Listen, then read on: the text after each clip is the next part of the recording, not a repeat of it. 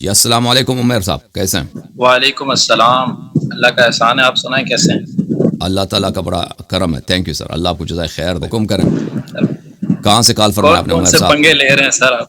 کراچی سے سر، پاکستان. کراچی سے. Okay, thank you sir, Allah آپ کو جزائے خیر دے، اللہ آپ کو سلامتی دے. جی سر، اللہ آپ کو عزت دے. حکم کریں. میں نے کہا سر کدھر کدھر پنگے لے رہے ہیں آپ بڑے بڑے. جی ہم حق بات بتاتے ہیں نا، لوگوں کو پسند نہیں آتی ہماری حق باتیں. جی سر. اچھا وہ چلیں، وہ خیر الگ بات ہے. میں وہ ادھر کی بات کر رہا تھا جو آپ نے اپنے خلاف کر لیا ہے ساری عوام کو. نہیں، ساری عوام ہمارے خلاف نہیں ہے. وہ جی کچھ ظاہر لوگ سی ہیں. بات ہے جو نہیں، کچھ کافی لوگ ہیں. عوام.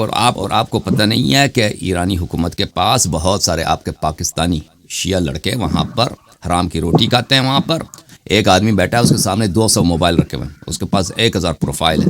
ان کا کام ہے صبح سے شام تک مختلف پروفائلوں سے کامنٹ کرنا. تو آپ کامنٹ کرنے والوں پہ نہ جائیں. کامنٹ کرنے والے وہ بہت سارے، وہ ان کا پورا ایک لشکر ہے اس طرح کہ وہ ایرانی حکومت کے لیے جو سوشل میڈیا پہ کامنٹ کرنے والے لوگ ہیں، یہ حقیقی اکثر لوگ نہیں ہیں.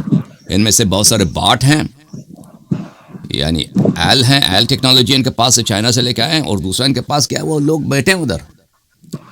ایک آدمی مثلا بیٹھا ایک ڈیسک میں، 100 یا 50 موبائل ہیں وہاں پر، اور مختلف پروفائلز ہیں. ان کے ساتھ سارا دن ان کا کام یہی ہے، وہ کرنا. اور حرام کی روٹی کھانے والے دنیا میں بہت ہوتے ہیں بھائی. جی سر. چلے خیر، میں تو ویسے آپ کو آواز نہیں آ رہی آپ کی. اب آنی چاہیے. جی سر بولیں. اچھا خیر، آپ کی ویڈیو سلو ہے، آواز آ رہی ہے. وہ میں نے دیکھا کہ آپ بات کر رہے تھے لیکن آواز نہیں آ رہی ویڈیو. آنی چلے چاہیے. میں تو یہاں خیر. جی سر. جی آواز آ رہی ہے آپ کی. میں کہہ رہا ہوں کہ میں یہاں آیا ہوں. ویسے تو آپ کو بات پہلے بھی آپ سے ہوئی تھی کہ میں مسئلہ کے حق قبول تو کر چکا ہوں، لیکن پھر بھی سوالات میں اہل سنت کے طور پہ ہی کروں گا جو کچھ جی سوال سر، ہوں گے. کوئی بات نہیں، بسم اللہ کریں. تو سب سے پہلے تو سوال جو ہے نا، وہ جی سر. حکومت سے ریلیٹڈ ہے. وہ یہ معاملات ہے کہ جو میں آپ کی ویڈیوز دیکھ کے سمجھاؤں، وہ یہی ہے کہ کسی شیعہ کے اوپر یا کسی مومن مسلمان کے اوپر یہ حرام ہے کہ وہ حکومت کرے. ایسا ہی ہے. حکومت کرنا یا حکومت میں کام کرنا یہ حرام نہیں ہے، بشرطے کہ اس کے شرائط پہ وہ پورا اتر آئے. ٹھیک ہے نا. حکومت میں کام کرنا بھلے یہ اس کے حاکم ہونا، میں یہ کہہ رہا ہوں. حاکم ہونا، مثلا ڈکٹیٹر بادشاہ ہونا، یہ میرے روایات میں نے کہیں نہیں دیکھا کہ یہ جائز ہے، کیونکہ یہ مقام ائمہ اطہار علیہ السلام کی ہے. یعنی اگر کوئی ڈکٹیٹر بنتا ہے، بادشاہ بنتا ہے، حکومت کا ملازم نہیں بنتا، تو یہ مقام ہے ائمہ ابرار علیہ السلام کا. وہ غاصب ہے. ٹھیک ہے نا، وہ غاصب ہے. اور لیکن دنیا میں کوئی ایسا شخص نہیں، وہ متدین بھی ہو، اللہ سے ڈرنے والا بھی ہو، قتل کرنے سے، بے گناہ لوگوں کا خون سے بچنے کی وہ بالکل خائف ہو، اللہ کسی بے گناہ کا قتل بھی نہیں کرتا، وہ جھوٹ بھی نہیں بولتا، اور وہ حاکم بنے. یہ مجھے نہیں لگتا کہ کبھی بادشاہوں میں بھی ایسا شخص گزرا ہے. یا تو اور یا موجودہ دور کے حکام میں کوئی ایسا بن سکتا ہے کہ جھوٹ بولے بغیر، قتل کیے بغیر، اور ضرورت پر قتل کرنے کے لیے کیے بغیر یہ آپ حاکم بن سکتے ہیں. موجودہ دور میں ناممکن ہے، پہلے بھی ناممکن تھا. تو یہ لوگ جو ہیں، یہ تو بادشاہ حضرات، یہ تو ہوتے برے ہیں، یہ ان کا مقام شرعی نہیں ہے. لیکن اگر ان کے دربار میں کوئی کام کرتا ہے، یا موجودہ دور میں کیا مثلا جو لوگ ملازمت کرتے ہیں، تو یہ حرام نہیں ہے، اس کے شرائط ہیں. جی ہاں. میں ڈکٹیٹر یا جو ون مین شو ہوتا ہے اس طرح کی بات نہیں کر رہا. جیسے جی پاکستانی حکمرانی ہے، اس طرح کوئی پرائم منسٹر بن جاتا ہے، یا کوئی ووٹنگ کے تھرو پورے ملک کا حاکم بن جاتا ہے. جی صدر کہیں آپ اس کو، یا الیکشن کے تھرو جو بنتے ہیں، وہ حلال ہے، حرام ہے، جائز ہے، ناجائز ہے. جی دیکھیں، اگر آپ کسی حکومت میں کام کرتے ہیں، چاہے پرائم منسٹر کے طور پر، چاہے صدر کے طور پر، یہ حرام نہیں ہے بذات خود، مگر یہ کہ آپ کو وہاں پہ حرام کام کرنا پڑے. اگر آپ وہاں پہ ظلم کریں گے، آپ کو ظلم کرنا پڑے گا یا کسی کو قتل کرنا پڑے گا، تو پھر یہ حرام ہے، پھر آپ نہیں کر سکتے. لیکن اگر کوئی یہ قتل نہیں کرے گا، بھائی پرائم منسٹر بنے گا، وہ قتل نہیں کرے گا، تو اس کے کفارہ یہ ہے، یہ کام بذات خود حرام ہے، لیکن اس کا کفارہ ہے. کفارہ اس کا یہ ہے کہ شیعوں کی خدمت کرے. احادیث اہل بیت علیہ السلام کی روایات میں یہی ہے کہ کفارت بلی اجرت السلطان الاخوان، اس طرح سے. اب الفاظ مجھے کچھ بھول گئے ہیں کہ اس بادشاہ کے پاس کام کرنے کا کفارہ یہ ہے کہ آپ شیعوں کی خدمت کریں. جب کوئی شیعہ آئے گا تو اس کا کام آپ کو کرنا پڑے گا، اس کا کام آگے بڑھانا ہوگا. ہاں، شیعوں کو پریفرنس دینی ہے، یا جو بالکل جو بالکل بنتا ہے بالکل ان کا وہ کرنا ہے. باقیوں سے پریفرنس دینی ہے. عدل تو کرنا ہے، عدل تو جگہ کرنا ہے، لیکن شیعوں کو شیعہ کا اگر کوئی کام پنستا ہے تو اس کا سب سے پہلے اس کا کام کرنا ہے. جی ہاں، صحیح. ظلم کسی پہ نہیں کر ٹھیک ہے. سکتا ہے، ظلم سب پہ حرام ہے، ٹھیک ہے نا. اس کا مطلب یہ نہیں شیعوں کے لیے آپ دوسروں کا حق ضائع کریں، ظلم نہیں کر سکتے صحیح. کہ مثلا کسی مطلب دوسرے پھر تو بھائی کوئی سبھی غیر اسی شیعہ ہے اس کا کیٹیگری میں آ گئے. حق کاٹ کے شیعوں کو دے دو، یہ حکم نہیں ہے. لیکن حکومت میں کام تو پڑتے ہیں نا شیعوں کے، مذہب کے کام پڑتے ہیں، شیعوں کے انفرادی کام پڑتے ہیں، بزنس مین کے کام پڑتے ہیں. تو ان کے کام کو آپ نے بخوبی اور نہایت خادم ہو کر آپ نے کرنا ہے. اہل بیت علیہ السلام کا یہ فرمان. جی مطلب پوری رعایا کا سیم طرح سے کر لیں اگر تو وہ بہتر نہیں. نہیں، وہ تو فرق رکھنا ہے. انصاف تو سب کے ساتھ انصاف سب کے ساتھ کرنا ہے، ظلم کسی پہ نہیں کر سکتے. لیکن خدمت کن کی کرنی ہے؟ اہل بیت علیہ السلام کی، شیعوں کی. چلیں صحیح. خیر اگر آپ نے اس کو جائز بنا دیا تو پھر تو میرا سوال جو میں نے کرنا تھا وہ ختم ہو گیا. جی اگلا سوال کرتا ہوں میں آپ سے. جی سوال میں یہ کر رہا تھا کہ آپ نے سب سے پہلے یہ سپاہ صحابہ والے ان سے پنگا لیا ہوا، ایسی بات ہے، وہ ان کے پاس بھی تھوڑی پاور تو ہے ہی. اس کے علاوہ حکومت ایران سے آپ کا اتنا بڑا پنگا ہوا ہے مرجعیت پہ یا ولایت فقیہ پہ، کے پاس تو بہت زیادہ ہی پاور ہے. اس کے علاوہ سعودی عرب کی بھی حکومت سے ہی آپ سمجھ لیں، کیونکہ صحابہ کے معاملات میں آپ ان سے بہت زیادہ اختلاف رکھتے ہیں، اور الٹا جو معاملات ہیں آپ کے تو وہ بھی بہت بڑا پنگا ہے، اور پاور ان کے پاس بھی ہے. میں پوچھ یہ رہا ہوں کہ اب آپ اس میں یہ نہیں بولنا امام زمانہ کی پاور، لیکن ان کے علاوہ ایسی کون سی پاور ہے جو آپ کو ان سے بچا رہی ہے؟ دنیاوی پاور کوئی نہیں ہے جو اللہ بچا رہا ہے. اللہ بے شک اللہ بچا رہا ہے، دنیاوی کوئی نہیں ہے. دیکھیں سپاہی صاحبہ پاکستان میں ایکٹیو ہے، امریکہ میں ایکٹیو نہیں میں ہے. نے کافی امریکہ زیادہ میں یہاں پہ examples دی، ایک قانون تو کی نہیں. حکومت ہے، یہاں پہ امریکہ میں قانون کی حکومت ہے. اگر یہاں پہ کوئی وہابی گروپ کوئی وغیرہ یہاں پہ ایسے حرکات کرنے کی کوشش کریں، ان کا سیدھا ان کا جیل میں جائیں گے، ٹھیک ہے نا. یہاں پہ یہ لوگ ایکٹیو نہیں ہیں. ہو سکتا ہے کوشش کریں، کوئی والنٹیئر کرے کوشش کرے، لیکن یہ لوگ یہاں پہ ان کی کوئی پریزنس نہیں ہے امریکہ میں. اسی طرح حکومت ایران کے حدود میں، وہ تو کوئی ایران کے حدود کے اندر تو ان کا کوئی مخالفت نہیں کر سکتا. عراق میں، افغانستان میں، پاکستان میں بھی وہ کارروائی کر لیتے ہیں. وہ اپنے مخالفین کو انہوں نے کراچی میں، کوئٹہ میں، لاہور وغیرہ میں بہت قتل کروایا پاکستان کے اندر، یعنی شوٹنگ کروایا، قتل کروایا، اور یہ لوگ جانتے ہیں. اور پاکستانی شیعہ ویسے بھی تو وہ خوشی سے بھی کسی ایران کے خوشنودی کے خاطر ان کو حکم دینے کی ضرورت بھی نہیں، وہ تو خود قتل کر لیں گے. عراق میں اسی طرح، لبنان میں اسی طرح، دبئی میں بھی وہ قتل کرا سکتے ہیں. لیکن یورپ میں ان پہ کافی سختی ہے. وہ انہوں نے کوشش کی ہے، پہلے یورپ میں کچھ لوگوں کو قتل کیا. یورپی ممالک نے ایران پہ بہت دباؤ ڈالے، بہت سینکشنز ڈالے کہ آپ اپنے مخالفین کو ہمارے سرزمین میں قتل نہیں کرو. اس لیے وہاں پہ بہت الرٹ ہے ایرانی، جب تک بہت سخت مجبوری نہ ہو. ایرانی یورپ میں وہ کسی کو اساسینیٹ نہیں کرتے. امریکہ سے تو بہت ڈرتا ہے ایرانی. جہاں تک امریکہ کا سعودیہ کے تعلق تو ہے، کافی تعلقات بھی ہیں نا امریکہ ان کا کا کیا معاملہ ہے؟ جی ہاں، امریکہ کے اندر یہ لوگ، امریکہ کے اندر یہ لوگ اتنے یہ لوگ بالکل امریکہ سے ڈرتے ہیں. سعودی حکومت کا جہاں تک تعلق ہے تو وہ میں نے نہیں سنا ہے کہ سعودی حکومت بذات خود مذہبی وجوہات کے بنا پر کہ کوئی صحابہ کو برا کرے وہ خود قتل کرتے ہیں. آج تک میں نے نہیں سنا. پاکستان میں اگر کوئی مثلا صحابہ کو برا بلا کرے نا، وہ تو ایسے لوگ ہیں جو قتل کریں گے، لیکن وہ سعودی سے پوچھے بغیر قتل کریں گے. وہ سعودی سے پوچھنے کی ضرورت نہیں ہے ان کو، وہ خود قتل کر لیتے ہیں. ان کے خود اپنے ایسے آرگنائزیشنز ہیں. میں نے آج تک نہیں سنا. سعودی حکومت، جہاں تک سعودی حکومت کا تعلق ہے، سعودی حکومت ایک سیکولر گورنمنٹ ہے. سعودی حکومت جو ہے، شاہی خاندان ایک سیکولر، یعنی ان کی فارن پالیسی بالکل سیکولر ہے. وہ ڈومیسٹک طور پر، ڈومیسٹک اختیارات مذہبی امور میں انہوں نے وہابی علماء کو دی ہیں.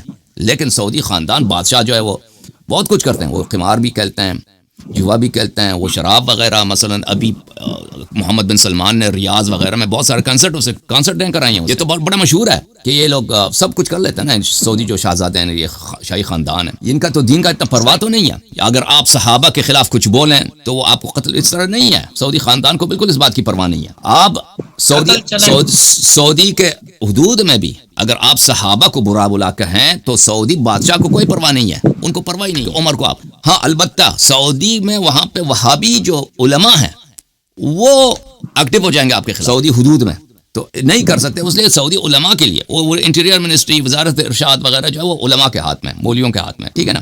تو وہ لوگ آپ کو پکڑ لیں گے. وَإِلَّا سعودی جو شاہی خاندان ہے، ان کا فارن پالیسی ہے، اس کو اس بات کی پرواہ نہیں ہے کہ آپ ان کو برا بلا کہیں. اگر وہ سعودی، دیکھیں سعودی گورنمنٹ جو شیعوں کے خلاف انویسٹ بھی کرتی ہے، وہ اس لیے انویسٹ نہیں کرتی یعنی جو تکفیری گروپ ہیں ان کی حمایت کر رہی ہے، اس لیے وہ اس مذہبی وجوہات کے بنا پر نہیں، سیاسی وجوہات کے بنا، کیونکہ وہ ایران کے ساتھ بیلنس کرنا چاہتے ہیں، ایران کا کاؤنٹر ویٹ بننا چاہتے ہیں کہ ایران جو ہے شیعوں کو مختلف ملکوں میں شیعوں کی پولیٹیکل پارٹیز بناتے ہیں، ان کے پیراملٹری گروپس بناتے ہیں. تو ہمیں بھی اس بات کی ضرورت ہے کہ مختلف ملکوں میں ہم اپنے ہمارے بھی پیراملٹری فورسز ہوں، ہمارے بھی پولیٹیکل پارٹیز ہوں اور ہمارے بھی کارندے ہوں، تاکہ ایران جو ہے، کیونکہ وہ اپنے آپ کو ایران کا جو ہے رقیب سمجھتے ہیں، کمپٹیٹر سمجھتے ہیں، ایک ریجنل، وہ اپنے آپ کو جیسے ایران اپنے آپ کو ریجنل سپر پاور مانتے ہیں، تو سعودی بھی اس سے بڑا اپنے آپ کو سپر پاور مانتا ہے ریجنل علاقائی طور. تو وہ یہ جو اگر وہ سعودی حکومت تکفیری گروپوں کا، وہابی گروپوں کا سعودیہ سے باہر ان کی حمایت بھی کرتا ہے، وہ مذہب کی وجہ سے نہیں ہے، وہ سیاست کی وجہ سے، ایران پالیسی کی وجہ سے. آپ دیکھیں شاہ کے زمانے میں جب تک بات شاہ تھے، وہ شیعہ گروپس، شیعہ پولیٹیکل پارٹیز، ان کا کام ہی نہیں تھا اس سے، یعنی وہ شیعوں کے لیے شیعہ کا پیراملٹری فورس بنا دے، وہ اس طرح گیم نہیں کھیلتا تھا. تو اس زمانے میں سعودی بھی نہیں کرتے، سعودی بھی تکفیری گروپ میں کوئی انویسٹمنٹ نہیں تھا، کوئی دنیا میں کوئی جہادی گروپ یا تکفیری گروپ جن کا کام ہے شیعوں کو قتل کرنا، اس طرح نہیں تھا. ٹھیک ہے نا. تو یہ کشمکش انقلاب ایران کے بعد شروع ہوئی ہے. تو عرض یہ ہے کہ سعودی گورنمنٹ تو اس طرح سے ہے، وہ ایک سیکولر گورنمنٹ ہے، وہ اس کا ان باتوں پہ صحابہ کے اس کو پرواہ نہیں ہے. پر میں آپ کو بتاؤں کہ الحمدللہ رب العالمین، امریکہ میں یہاں پہ قانون کا حکمرانی ہے، یہاں کے کانسٹیٹیوشن میں دنیا کا واحد ملک ہے، اس کا سب سے پرانا ڈیموکریسی ہے، کہ یہاں پہ 1796 میں، اس زمانے میں جب پوری دنیا میں بادشاہتے ہیں، اس زمانے میں یعنی ایک روشن خیال طبقے نے آزادی بشر کے لیے ایک ملک بنایا اور وہاں پہ کانسٹیٹیوشن بنایا. اور کانسٹیٹیوشن میں سب سے پہلے جس چیز کو انہوں نے بل آف رائٹس میں سب سے پہلے کہ یہاں کے باشندوں کے لیے یہ پروٹیکٹڈ ہے، وہ آزادی بیان ہے، فریڈم آف اسپیچ ہے. ٹھیک ہے نا. تو فریڈم آف اسپیچ کے بدولت یہاں پر بہت سارے گروپس ہیں امریکہ میں. میں یہاں پہ اگر میں چاہوں یہاں پہ بیٹھ جاؤں صبح سے شام تک جو بائیڈن کو گالی دے دوں، برا کہوں، اس نے یہ کیا، اس نے یہ کیا، یہاں پہ کوئی نہ پولیس آئے گا، نہ FBI، کچھ کوئی بھی مجھ سے نہیں پوچھے گا. لوگ شاید کامنٹ کر دیں کہ آپ اچھا کر رہے ہیں، برا کر رہے ہیں، گورنمنٹ کوئی مداخلت نہیں کرے گا. اگر میں یہاں سے صبح سے شام تک ادھر بیٹھوں، امریکی سیاست پہ گالی دے دوں، تنقید کروں، لوگوں کو مثلا کہہ دوں کہ یہ بہت برا کام کر، اور لوگ بہت سارے کر رہے ہیں صبح سے شام تک امریکہ میں بیٹھ، امریکی گورنمنٹ ایک لمحے کے لیے بھی آپ کے پاس نہیں آئے گی، نہ پولیس آئے گا، نہ FBI آئے گا، نہ آپ کو اریسٹ کریں گا، کوئی کچھ بھی نہیں ہوگا. تو یہاں پر میرے محترم بھائی، یہاں پر یہ آپ کو اگر کوئی عجیب چیز لگ رہی ہے، تو امریکہ میں ایک عام سی چیز ہے، امریکہ میں بہت ہی عام چیز ہے کہ انسان اپنی ریلیجن کے لیے، اپنے مذہب کے لیے وہ جیسے چاہے تبلیغ کرے، جب تک کہ وہ قانون کو وائلیٹ نہیں کرتا، کسی کو مارتا نہیں ہے، یعنی کسی کو مارتا نہیں ہے، کوئی وہ اسلحہ نہیں اٹھاتا، اس وقت تک آپ اپنی مرضی، آپ کے خیالات جتنے بھی برے ہوں، جتنے بھی اچھے ہوں، مذہب کے لیے ہو، مذہب کے خلاف ہو، اسلام کے سپورٹ میں اسلام کے خلاف ہو، قرآن کے خلاف ہو، قرآن کے ساتھ، کوئی آپ کو منع نہیں کرتا یہاں پر. ٹھیک ہے نا. یہاں پہ سب کو پروٹیکشن حاصل ہے. اور اگر کوئی آپ کے اس وجہ سے کہ آپ اپنے آزادی، اپنے خیالات کا اظہار کر رہے ہیں، کوئی آپ کو یہاں پہ ڈسکرمنیٹ کر دے، کوئی آپ کو تھریٹ کر دے، تو یہ جرم ہے. یہاں پر جرم ہے، اس کو سخت سزا ہوتی ہے ایسے افراد کو. تو اس لیے الحمدللہ رب العالمین یہاں پر دیکھیں قانونی طور پہ یہاں پہ بہت پروٹیکشن حاصل ہے. یہ صرف مجھے نہیں ہے، یعنی سب کے لیے ہے، یہ ہر شخص کے لیے جو امریکہ آتے ہیں. یہاں پہ امریکہ میں بہت سارے گروپس ہیں جو وہابی ہیں، سارا دن ان کا کام ہی ہے شیعوں کی تکفیر، صبح سے شام تک. ان کے ٹی وی چینل سے انٹرویو دیتے ہیں انگلش وغیرہ میں، مختلف زبانوں میں، یا بہت سارے چینلز ہیں کہ ایران کے ولایت فقیہ کے یہاں پہ پرچار کرتے ہیں امریکہ میں بیٹھ کے صبح سے شام تک. ان کے مساجد میں، ممبرگاہوں میں جائے، اوہ خامنی کی تصویر ہے، صبح سے شام. ابھی رئیسی کے لیے وہ مجلس رکھیں گے. ٹھیک ہے نا. یہ ایک عام سی چیز ہے یہاں پر، یہ کوئی عجیب چیز نہیں ہے. آپ دیکھیں، پاکستان کے ماحول میں رہتے ہیں، آپ سمجھتے ہیں کہ وہاں پہ کوئی چیز ہوگی. امریکہ میں یہ عام چیز ہے ہمارے یہاں. جی سر. جی سمجھ گیا، مجھے یہ بات کا پتہ تھا، لیکن لوگ سوال کر رہے ہوتے ہیں نا، اور خاص طور پہ جو جاننے والے شیعہ حضرات ہیں وہی اعتراض کر رہے ہوتے ہیں. میں نے کہا یہ بھی آپ سے پوچھ لیں تو پتہ ہے یہ معاملات. جی سر. اچھا خیر، ابھی سوال کرتا ہوں جو اصل میں سوال تھا میرا. بسم اللہ. میں نے کافی ویڈیوز دیکھی آپ کی اس آیت کے متعلق، اور جو آپ نے بتایا کہ یہ کیا ہے آیت، اس پہ پھر سوال اٹھے، اس وجہ سے وہ آپ سے پوچھ رہا ہوں میں. قرآن کی آیت جو ہے سورہ نمل کی آیت نمبر 62، اما یجیب مضطر اذا دعا. جی اصل میں اس میں اس کا جو یعنی اس طرح اتنی عربی یا سیگا کیا ہوتا ہے، پروناؤن کیا ہوتا ہے، اتنی ہمیں نالج تو نہیں ہے، مگر جب اس کا ہم ترجمہ پڑھتے ہیں، جتنے بھی ترجمے پڑھ لیں، تو اس میں ہم ایک چیز دیکھتے ہیں کہ وہاں پہ قرآن میں اللہ فرما رہا ہے کہ وہ کون ہے جو مصیبت میں گرے ہوئے شخص کی فریاد کو سنتا ہے اور اس کی مصیبت کو اس سے دور کرتا ہے۔ ایسا محسوس ہوتا ہے کہ یہ آیت الگ ہے اور جو اگلی آیت بتائی جا رہی ہے وہ الگ شخص کے لیے ہے کہ اور تم کو کون اگلوں میں خلیفہ یا خلفاء الارض بناتا ہے۔ پیچھے پروناؤن اور تھا، اس آیت میں پروناؤن اور ہے۔ تو جس طرح آپ بول رہے ہیں کہ خاص طور پہ اہل بیت کے لیے کہ ان کو دنیا کی خلافت دی جائے گی، تو یہ کس طرح ایک ہی شخص کے لیے یوز ہو رہا ہے؟ یہ کیسے؟ جیسے آپ کو بتا رہے ہوتے ہیں نا کہ جو آیت تطہیر ہے، انما یرید اللہ سے پروناؤن چینج ہو رہا ہے، سیم ٹو سیم مجھے یہاں پہ بھی ایسا ہی محسوس ہو رہا ہے کہ پروناؤن چینج ہو رہا ہے۔ تو دونوں آیتیں ایک ہی کانٹیکسٹ میں کیسے ہیں یا ایک ہی شخص کے لیے کیسے ہیں؟ تو اس میں یہ اس آیت میں پہلی بات یہ نہیں ہے کہ آپ ماں سے اللہ کو نہیں، یعنی کون ہے؟ نہیں میں وہ پوچھ ہی نہیں رہا، وہ سوال ہی نہیں ہے میرا۔ میں تو یہ آپ سے پوچھ رہا ہوں کہ تو ہم آیا شریفہ کو دیکھتے ہیں۔ آیا یہ ہے میرے بھائی، آیا مبارکہ، بسم اللہ الرحمن الرحیم، امن یجیب المضطر اذا دعاہ، کون ہے وہ جو مضطر جب مضطر اس کو پکارتا ہے اس کو جواب دیتا ہے۔ یہ ایک جملہ ہو گیا، ٹھیک ہے نا، جملہ ہو گیا۔ پھر واو، یہ واو عاطفہ ہے، عطف کرتا ہے یجیبوں پر، اور وہ یکشف السوء، اور وہ کیا کرتا ہے؟ برائی کو دور کر لیتا ہے۔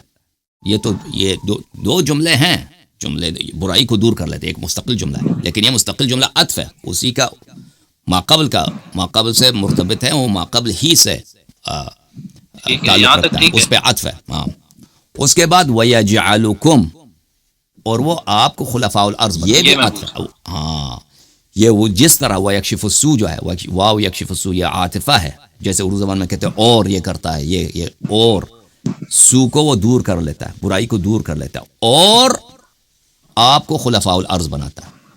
تو یہ جملہ بھی عطف ہے ماقبل پر۔ تو یہ سب ایک ہی بات ہے، ایک ہی مسلسل کلام جاری ہو رہی ہے۔ یہ استیناف نہیں، استیناف بولتے ہیں نئے کلام کو شروع کرنا، یہاں سے ایک نئی بات شروع ہو گئی ہے، اس طرح نہیں ہے کہ یہاں سے ایک نئی بات شروع ہو گئی، اسی کلام کا استمرار ہے، اسی کلام کا جو ہے کنٹینیویشن ہے، ٹھیک ہے نا۔ اب یہاں پہ نیا کلام شروع ہو گیا ہے، الہ مع اللہ، کیا اللہ کے ساتھ کوئی اور اللہ ہے؟ یہ نیا کلام ہے، یہ نیا کلام ہے، لیکن پرانا جو ہے وہ عطف ہو رہا ہے ماقبل پر۔ جی سر، میں یہ نہیں کہہ رہا، مطلب یہ جو ام یجیب مستر اذا دعا، یہ الگ یعنی یہاں پہ ورڈنگ چینج ہو جاتی ہے، یہ میں نہیں کہہ رہا، یا یہ الگ بات شروع ہو جاتی ہے، یہ بھی میں نہیں کہہ رہا۔ میں یہ کہہ رہا ہوں کہ یہ جو مخاطب ہے نا، وہ یہاں ان دو آیتوں میں چینج ہو رہا ہے، جو محسوس ہو رہا ہے ایسا۔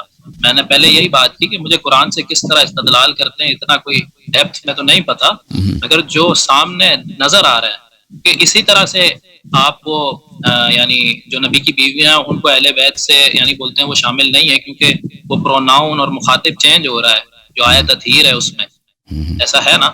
تو اسی طرح یہاں پہ بھی ایسے لگ رہا ہے جیسے پروناؤن چینج ہو رہا ہے کہ کون ہے جو اس کی فریاد کو سنتا ہے اور اس کی مصیبت کو اس سے دور کرتا ہے، ٹھیک ہے، اور آگے اور آپ کو خلفاء الارض بناتا ہے، یعنی یہ آپ والا بندہ الگ ہے اور جو مستر بندہ ہے وہ الگ ہے، ایسا محسوس ہو رہا ہے۔ ایسا نہیں ہے تو یہ ایکسپلین کر دیں۔ دیکھیں جو آیت تطہیر ہے سورہ احزاب کی میں، آیت تطہیر کون سا نمبر ہے میں دیکھ لوں تاکہ میں آپ کو دکھا دوں پورا آیت تطہیر۔ 33 نمبر آیت ہے شاید، 33، مجھے بھی یہی اندازہ ہو رہا تھا کہ میں پیج کھول دوں اس کا۔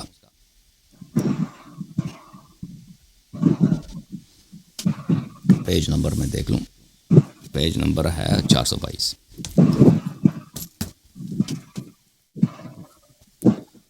اپنے مائک کو کسی چیز سے ٹچ نہ ہونے دیں، وہ اس سے آواز آتی۔ میں مائک بند کر دیتا ہوں۔ دیکھیں سورہ آیت تطہیر میں اس طرح ہے، معاف کیجیے گا، آیت تطہیر میں اس طرح ہے، اعوذ باللہ من الشیطان الرجیم، وقرن فی بیوتکن، اور یہ صیغہ بالکل صیغہ ہے عورتوں کے لیے، اناس کے لیے، مؤنث کے لیے، اپنے گھروں میں ٹھہرے رہو، ولا تبرجن تبرج الجاہلیت الاولی، اور جاہلیت اولی کی طرح کھلے عام قبیح طور پر باہر نہ نکلا کرو، وَأَقِمْنَ الصَّلَاةَ وَآتِينَ الزَّكَاةَ، اور نمازیں پڑھا کرو اور زکاتیں دیا کرو۔ اور یہ واضح ہے کہ اسی جماعت سے خطاب ہو رہی ہے جو عورتوں کی جماعت ہے۔ یہ سب صیغہ، جیسے اردو زبان میں ہم کہتے ہیں نا، عورت کہتی ہے میں کاتی ہوں، مرد کہتا ہے میں کاتا ہوں، تو اس میں فرق ہے، کھاتی ہوں کھاتا ہوں، بولنے سے پتہ چل جاتا ہے کہ ایک عورت ہے ایک مرد ہے، تو یہ مختلف لوگ ہیں. اچھا، وَأَطِعْنَ اللَّهَ وَرَسُولَهُ، اور تم طاعت کرو اللہ اور رسول صلی اللہ علیہ وآلہ وسلم کی. انما یرید اللہ لیذھب عنکم الرجس اہل البیت. اب جو ہے بالکل صیغہ بدل گیا، یہاں پہ صیغہ مذکر ہو گیا، صیغہ مذکر ہو گیا کہ اللہ صرف اور صرف اللہ چاہتا ہے کہ صرف اور صرف آپ اہل بیت علیہ السلام سے رجس کو دور کرے اور آپ کو پاک و پاکیزہ بنائے. اور پھر رسول اللہ صلی اللہ علیہ وسلم سے جتنی روایات ہیں اس آیت تطہیر کو انہوں نے انما یرید اللہ کو مستقل پڑھا، مستقل انہوں نے پڑھا ہے ایک آیت کی طور پر. یہ مثلا آیت کس طرح بنتی ہے، مثلا ایک کلام ہے، اس میں سے اس کو 3 آیتیں کیسے بنتی ہیں، یا وہ ایک آیت کیسے بنتی ہے، اس کا معیار یہی ہے کہ رسول اللہ صلی اللہ علیہ وسلم جہاں پہ وقف کرتے تھے وہ ایک مستقل آیا ہوتا تھا. ٹھیک ہے نا. اب صحابہ نے اس کو ماقبل آیا کا حصہ بنا دیا، اور صحابہ نے کیا کیا ہے، صحابہ نے اب اس کو یہاں پہ سورہ احزاب میں داخل کیا. یہ واقعہ نے سورہ احزاب کا جزء تھا، کیونکہ قرآن کا جو ترتیب ہے وہ تو صحابہ کا اجتہاد ہے، اور پھر آیات بنانا، آیات کے فواصل ڈالنا، یہ بھی صحابہ کا اجتہاد ہے. جہاں تک رسول اللہ صلی اللہ علیہ وسلم کی احادیث کا تعلق ہے، انہوں نے ہمیشہ یہ آیت مستقل پڑھی ہے، اس ماقبل کے ساتھ مل کے. کسی روایت میں نہیں ہے کہ انہوں نے پڑھی ہو. اچھا جی سر بولیں، مائک کھول دینا اپنا.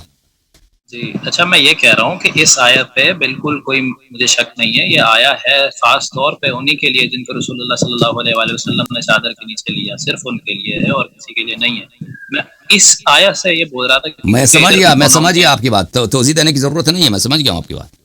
تو عرض یہ ہے کہ یہاں پر جو صیغہ چینج ہو رہا ہے، اور اس کے علاوہ جس کا جو شان نزول ہے، روایات احادیث بہت زیادہ ہیں کہ مستقل طور پہ یہ قطعہ نازل ہوا ہے، اور رسول اللہ صلی اللہ علیہ وسلم نے اس کو مستقل طور پہ پڑھا کر ماقبل کے ساتھ نہیں پڑھتے تھے. تو عرض یہ ہے کہ یہ مستقل آیا ہے. عرض یہ تھا.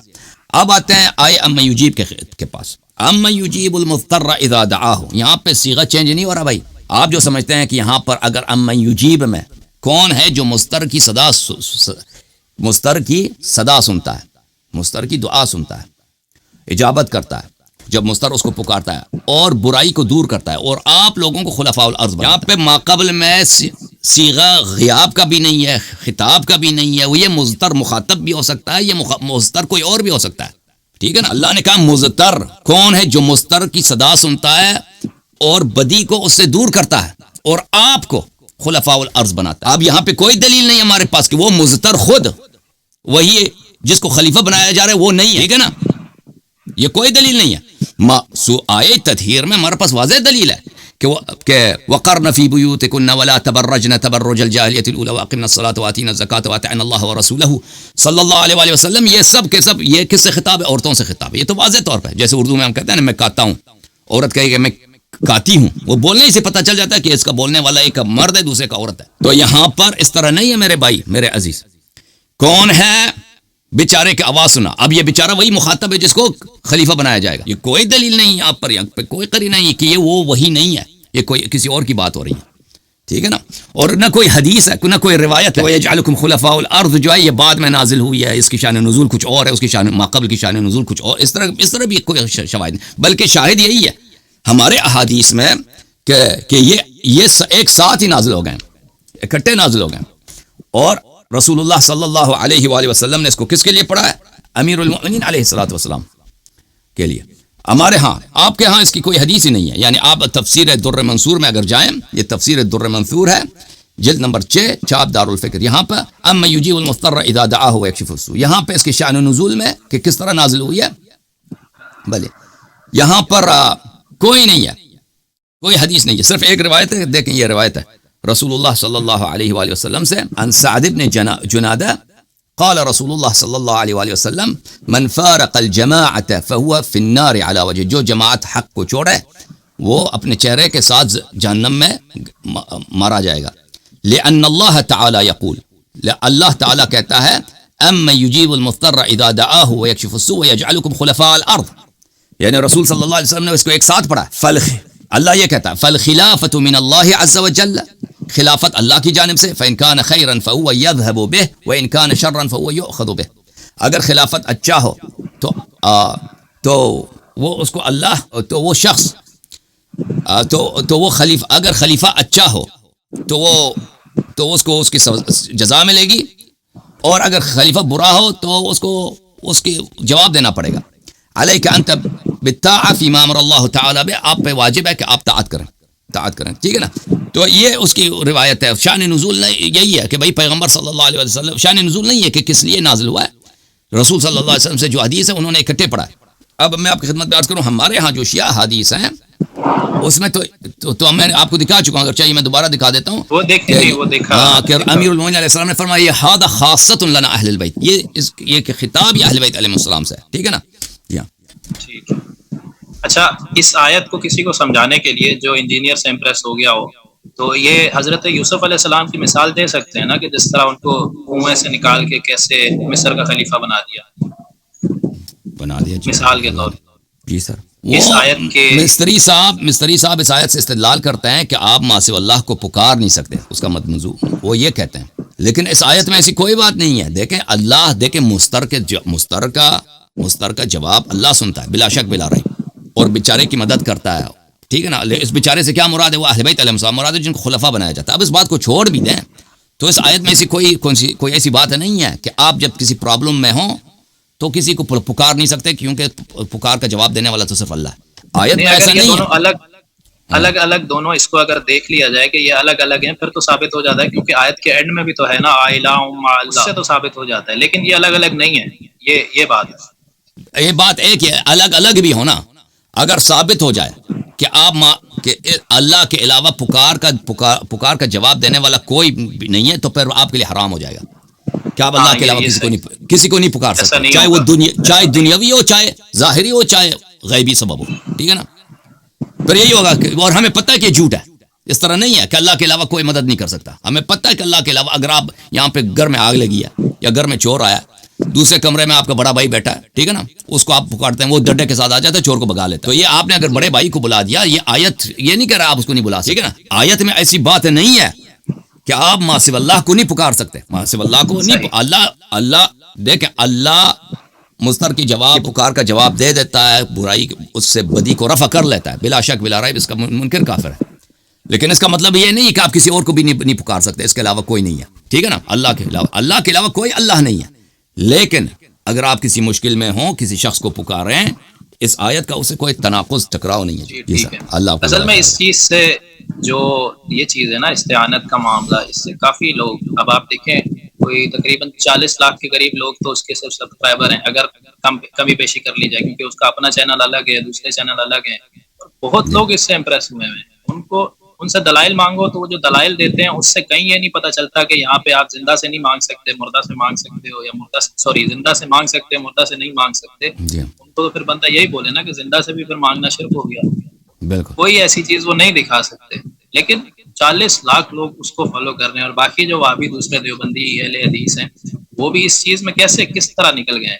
جو آپ ابن تیمیہ والی بات کرتے ہیں، اگر کسی کو میں یہ بولوں کہ مجھے کوئی ایک فتویٰ، یعنی ابن تیمیہ 700 سال بعد آیا ہجرت، میں اگر کسی کو بولوں 600 سال ہجرت کے 600 سال بعد کا کوئی فتویٰ دکھا دو، کوئی دکھا تو نہیں سکے گا نا مجھے. نہیں. اگر میں یہ کلیم کروں، پکی بات ہے. بالکل کوئی نہیں. دیکھو، ابن تیمیہ سے پہلے کسی نے نہیں کہا یہ شرک ہے، بلکہ ان کے مختلف کتابوں میں ابن تیمیہ کے معاصرین علی بن عبد الکافی السبکی، جو ابن تیمیہ کے زمانے میں وہ قاضی القضات تھا شام کا اور مصر کا، اور بہت بڑا مجتہد تھا، بہت بڑا شوافع کا بہت بڑا فقیہ تھا، اور وہ ابن تیمیہ سے کئی گنا بڑا ہے علم میں. اس نے خود ابن تیمیہ کے حیات میں، کیونکہ ابن تیمیہ نے ان خیالات کا اظہار کیا تھا، تو اس کے نص موجود ہے کہ وہ کہتا ہے ابن تیمیہ سے پہلے کسی نے یہ نہیں بولی ہے نا. تو ابن تیمیہ کے خود معاصرین اکابر علماء نے تصریح کی ہے کہ ابن تیمیہ سے پہلے یہ بات کسی نے نہیں بولا کہ آپ ما سوی اللہ سے اگر مدد کریں، استغاثہ کریں تو یہ شرک باللہ ہے. ٹھیک ہے جی. ٹھیک ہے. اوکے میرے بھائی. Okay, thank you sir. Allah آپ کو جزائے خیر دے. Thank you. بہت مہربانی. اپنے عمیر بھائی کا شکریہ ادا کرتا ہوں.